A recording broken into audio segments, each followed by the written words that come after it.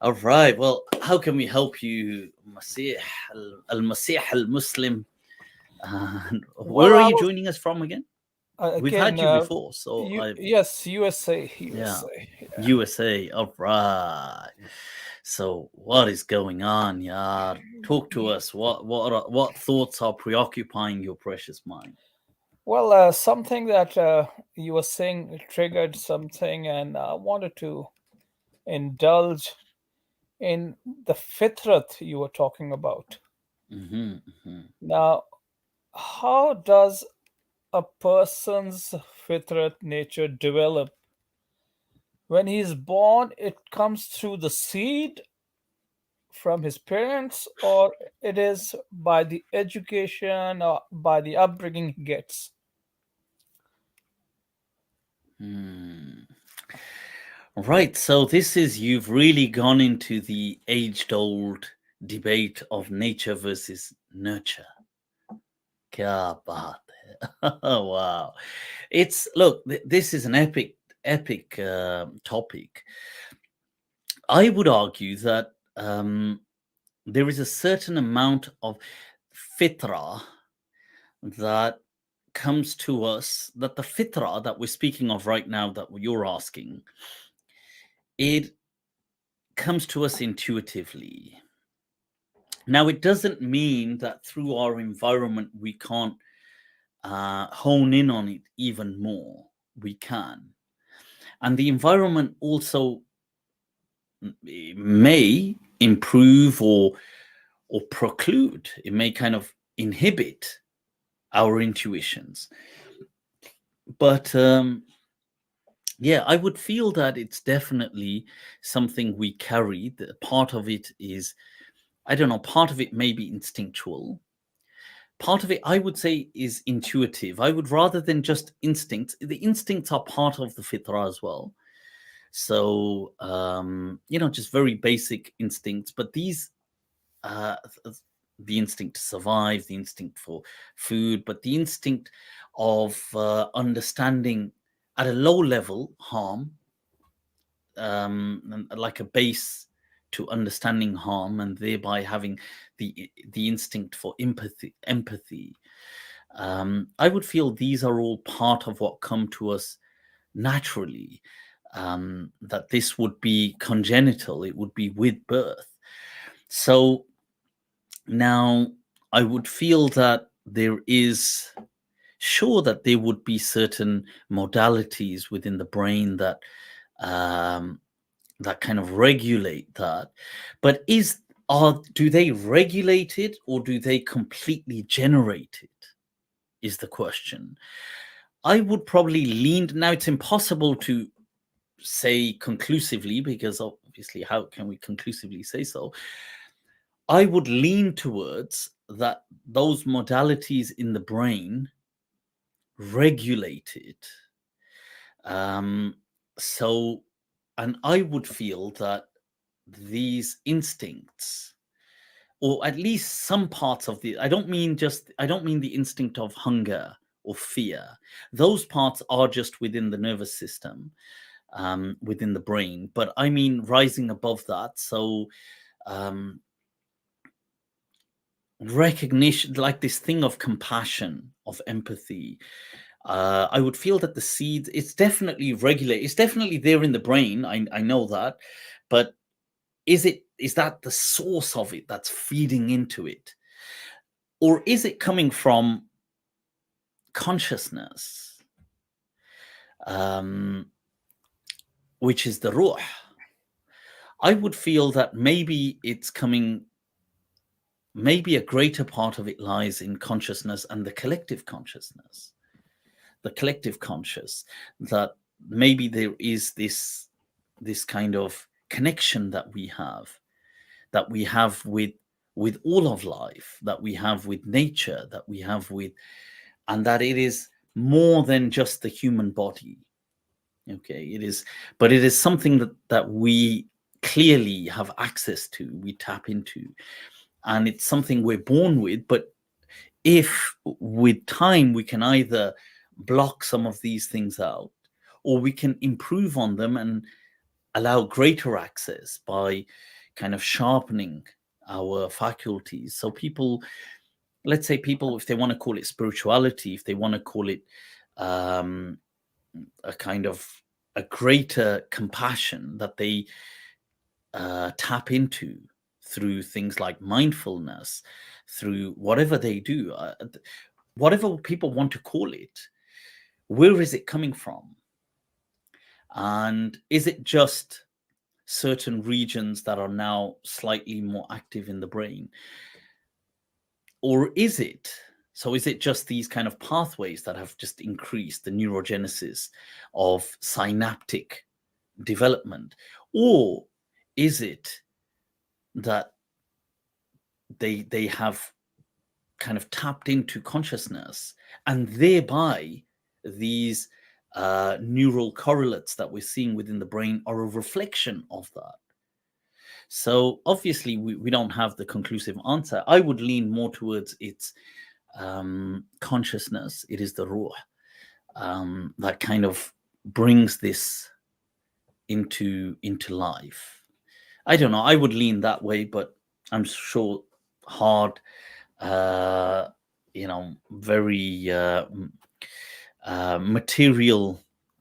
materialists may lean the other way in saying it's just the brain. But yeah. So basically, you have really gone far, far higher than what I expected. I I want Exceeded your expectation. Yeah. exceeded my Up und expectations. steil. I just wanted to focus on, let's say, Mhm, and because you were talking about kids also and their nurturing and all the other stuff. mhm, Now, let's say you have a child who's born to you mhm, and you're nurturing him, mhm, and you also adopt someone, a kid, or maybe mhm. he don't even adopt him, but let's say you adopt him, I was going and to say, what? Kidnap him. yeah, kidnap him.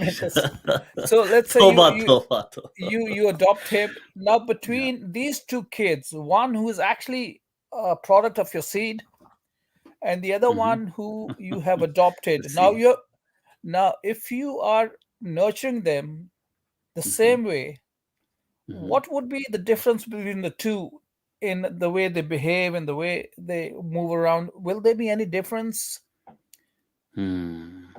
See, that's a good question, because it's clear that, look, DNA does play a certain amount of role. It does clearly that the faculties. So even if what I was talking about, let's say let's say I was talking about, not let's say I was talking about connecting with consciousness. So even if I have this phone, and this phone connects to the internet remotely, I mean, there's no, plug. It just remotely connects to the internet. But then the phone itself has a capacity. It has an operational ability, a performance makeup. So let's say this is the latest phone. It has a greater, memory capacity and operational. Its kind of operating system is more up to date, or it's not about being up to date. It has more capabilities. It can do so many more things. It has much higher functioning camera. Now, naturally, it may outperform, because of its capacity, may outperform a different uh, phone that I have that is not of the same capability, even if they're both tapped into the same internet that is coming to both of them. So similarly, DNA unquestionably, it bequeaths, it kind of allows the child to inherit a certain amount of modalities, and not just modalities of the things that we can function within the brain, but also actual uh, capacities. We do inherit intelligence, let's say. We inherit certain amount of things. That said, most people will have good enough kind of features. Some people will have better than others. So some people may be gifted with a slightly higher intelligence, but most people on the average will have good enough intelligence. They will have good enough, like they can get by. They may not have the best of what is out there, but they will have good enough. Now, some people, a margin, may have certain disabilities, learning difficulties, and so on. But most people can, through their environment, improve their abilities.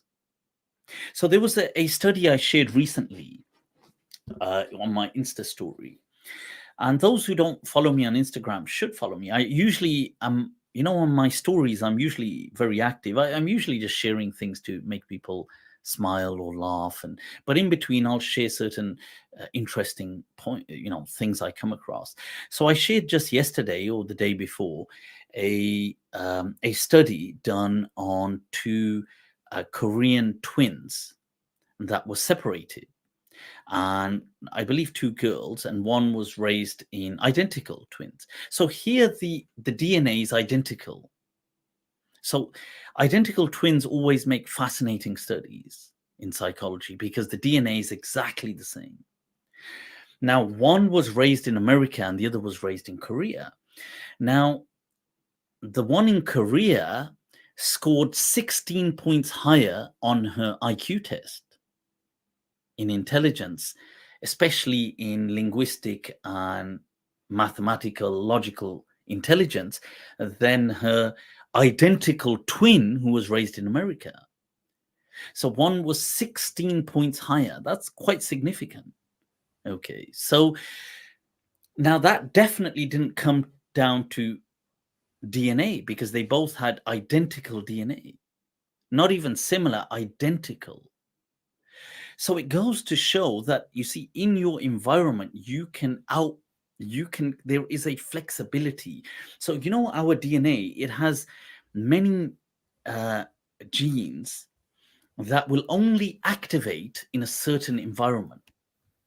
So when let's say you were never pushed to a certain limit, then there are certain genes that your DNA has not activated yet, and maybe will never activate.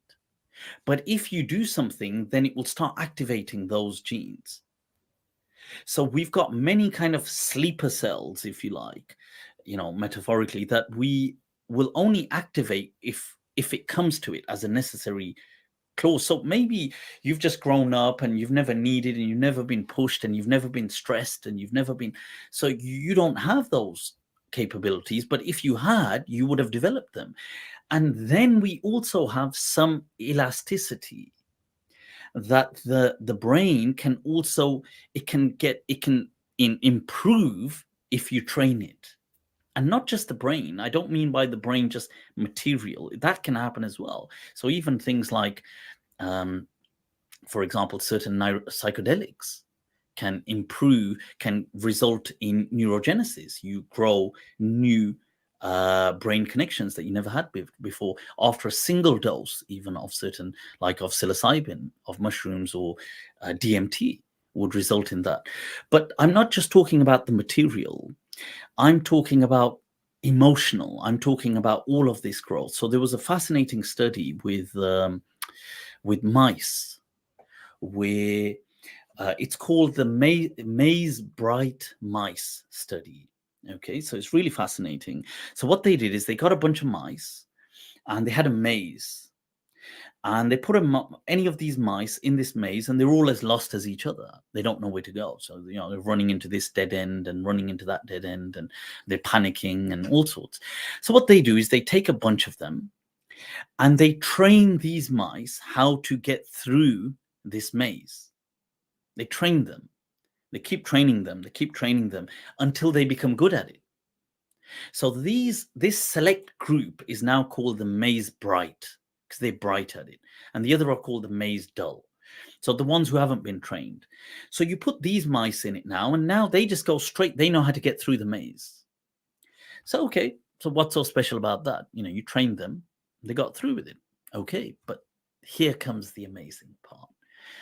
Now, these mice, when they had children, without any training, their children were better at the maze than the counterparts. Not only that, the up to nine generations, nine generations, people, the mice that were the offspring of the maize bride could still perform better than their counterparts without any training. So that's like what the hell is going on there? What are they inheriting? So because it's not information, but they've it's this kind of ability to deal with anxiety, because when they're scared or they're confused, they have this greater ability. So the point, what we can study here is, look, both the mice in the beginning that were maize bright weren't maize bright in the beginning. They were trained to become maize bright, and with it they became it.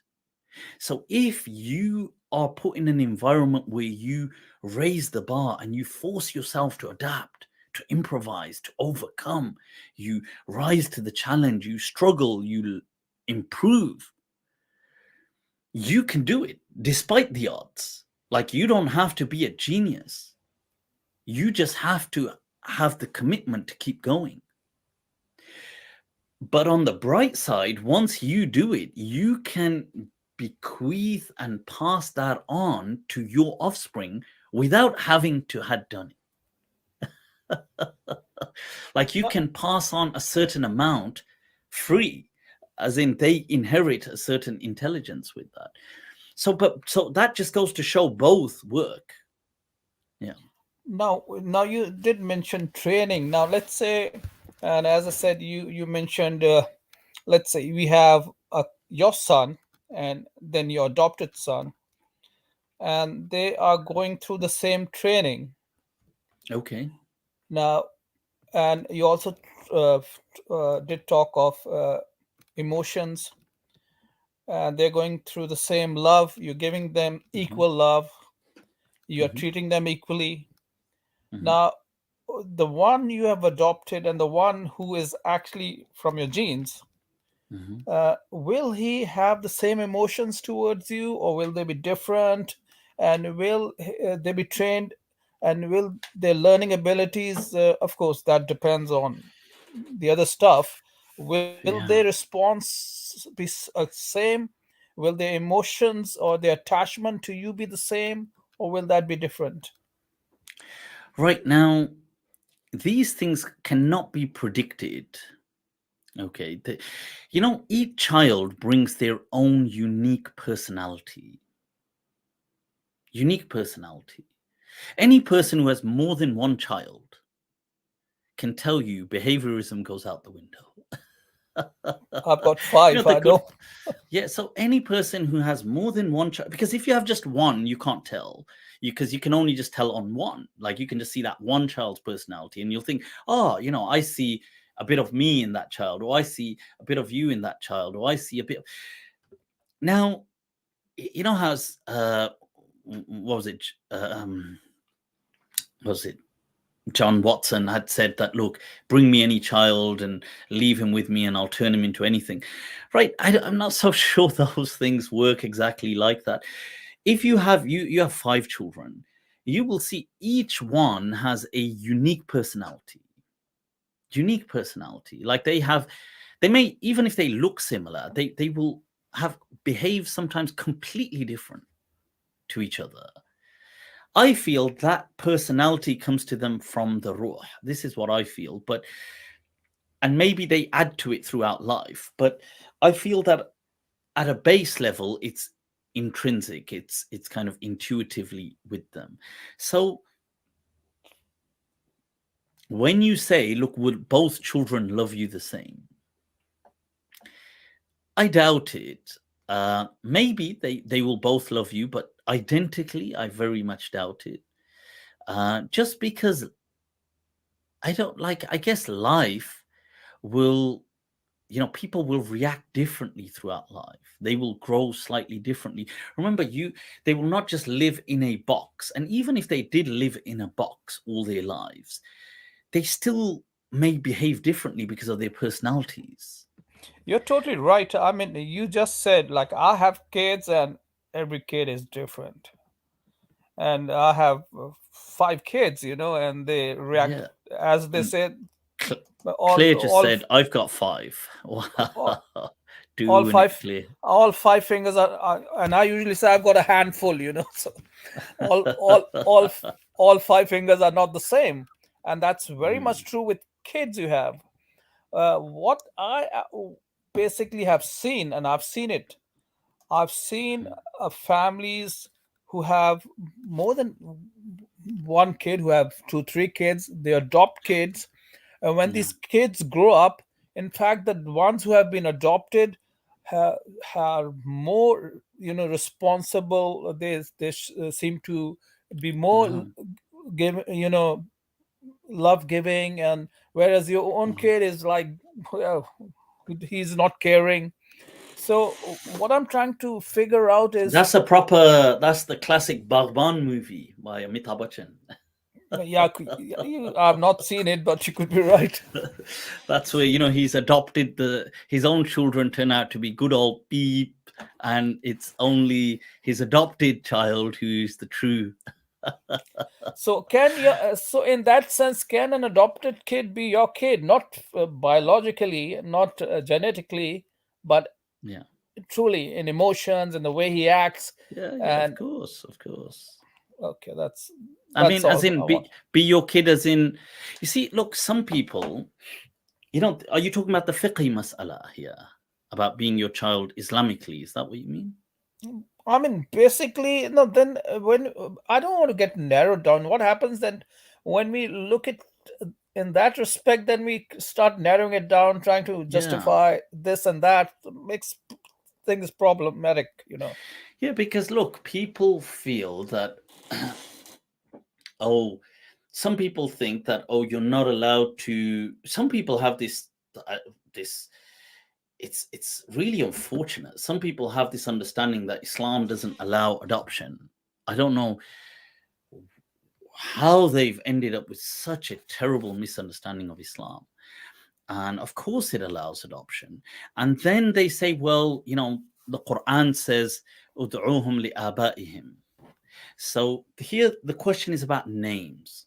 So they say, look, most Muslims, I feel, don't have a problem with adoption, but then they have this problem. They think, oh, Islam, because the verse of the Quran said, "Call them by their names." Oh, this means you're not allowed to give the child your family name. Like, you have to make that child's name very clearly different, and you have to, the surname, and you have to do this and that. And I'm not saying, look, if the child obviously wanted to keep the surname, that's fine. But sometimes people adopt babies, like you were mentioning, and you see here, can you give the child your surname? So, okay, so you've got this group that say no, because this verse of the Quran says, call them by their fathers. So you can only ever call them by their fathers. Okay, so that's that group. Okay, that's the evidence. Now, another group of scholars, they see this as, look, of course you can. That you see, this verse was speaking about something very specific. It was addressing a society in which the lineage tied in to certain societal rules. The world today, for the most part, does not live with those rules anymore. We don't have lineal kind of structures in society today. We don't at all. In the overall majority of the globe, it doesn't work like that. And definitely doesn't work like that in these countries. So today, that would be, so to give you an example, back then, and this is for people who most people haven't studied the Sharia, even when they speak about the Sharia. So you have this concept of the asaba in Sharia. So the asaba are responsible for the team, and they usually involve things like, let's say, the father, the uncle, paternal uncles, the grandparents, and you have this whole, not the mother's side but the father's side. These people are called the asaba. Now the asaba, so for example, imagine the nephew went and injured someone. Now the uncle has to pay compensation money. Say, well, why the uncle? You see, like today, like if your nephew went and did something, you're not responsible financially. You wouldn't have to be going paying money. And if he damages in today's society, let's say he damages a car, so you have to go and pay. Why? Because you're the uncle, or you're the granddad, so you have to. And it's like, why do I have to? You say, well, no, you have to because you're the grand. And the person himself doesn't pay. You know, the person who did it doesn't pay. It's the his dad or his uncle's pay and his granddad pay. And this, so in this day and age, this doesn't exist at all. It doesn't. This society, because in that day and age, the Asaba kept them in they kept them in order because they knew the society was like this. So basically, if he went and killed that person, then you guys have had it. So, and not the mother side. Mother side weren't responsible at all. So the mother's maternal uncle had nothing to do with it.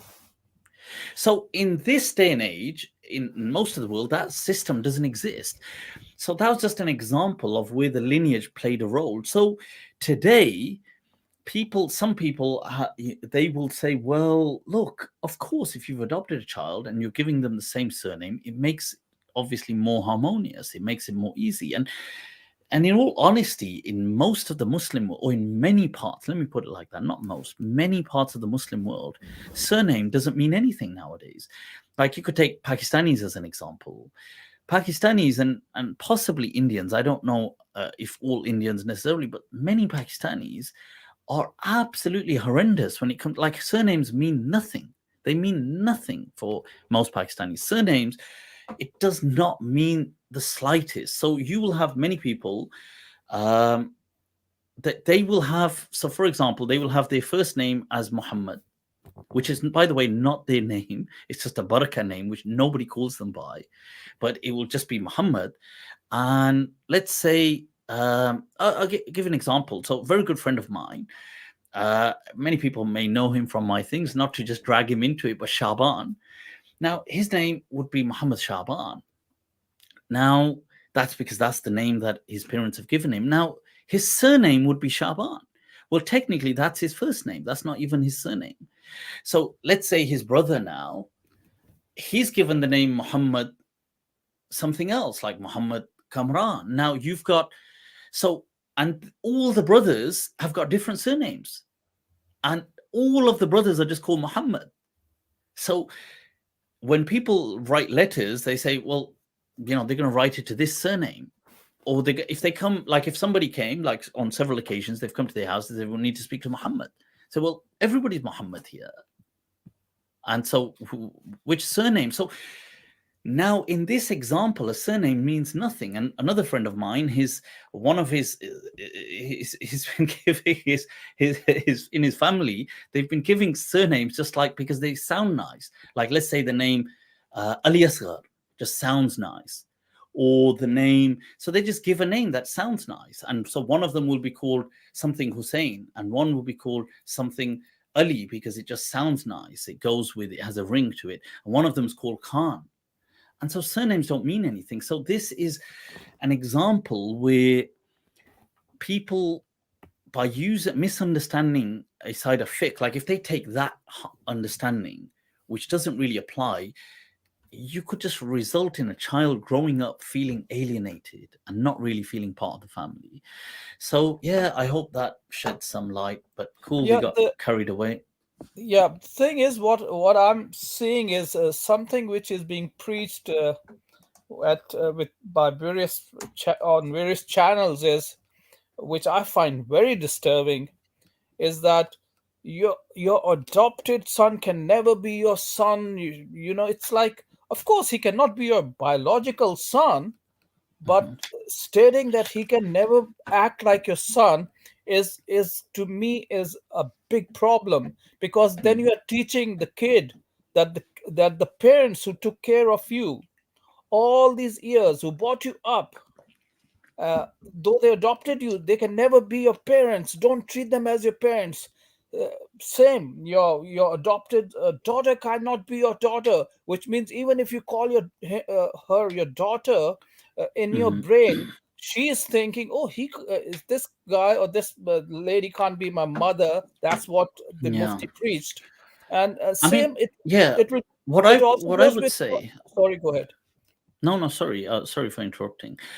Yeah, I mean, what I would, you see, what I would propose, and I've said this in the past, is that look, all Muslims agree, most Muslims anyway, evidently agree that if a child, so by the way, I'm just putting the brakes, so don't jump to any assumptions, but there is a mas'ala of a baby. Now, the baby that is breastfed becomes part of the family. Now, this obviously, one, it has a nurturing element, but there was like a ritual. It was ritualized. Okay, so in some narrations, people said, well, if a baby had been breastfed 5 times, 5 sucklings, right? So khamsa rada'at. Now, this number doesn't mean anything. Like it's a ritual. It becomes a ritual. Yeah. So you have a kind of rite of passage to bring someone into a family and to now make them your pure family. So because 5 sucklings, let's say a baby just had 5 kind of, just just suckled, just took in 5 drops of milk from a mother, from a woman, a baby did. In all honesty, 5 drops of milk going in are not going to be really so nurturing. I mean, I'm sure they will have some tiny effect, but they're not going to be. Because one, let's say, even if a person argued that, oh, well, if a baby drank a woman's milk for 2 years, as the Quran says, well, obviously that there's going to be a huge nurturing effect, and the mother gives more than just milk. There's no doubt about that. It's a bond. Now, but taking this riwayah, this hadith that most the fuqaha accept, yeah, most the scholars accept that if a baby was to just take khamsa rada'at, okay, just 5 times. Now that's not really significantly in the big picture of things so defining from a nurturing ability, from a nurturing perspective, sorry. But it's more a rite of passage. You can see that what the Sharia has introduced was a rite of passage to bring someone into your actual family and to give them the concept of mahramiyah. Okay, now they become your actual members of the family. Yeah. Now, from here, some people, you see, they found a hadith which the majority of the ulama did not accept to act on this hadith. Okay, but they found this hadith that, okay, because you have, what about this problem with a grown up? Because okay, that's a baby, 2 and under, a toddler and under, but what about a grown up? A grown-up man or a grown-up woman, how do you establish this mahramiyah, make them into a true family? You adopt them, let's say they're teenagers, or they, how do you do that?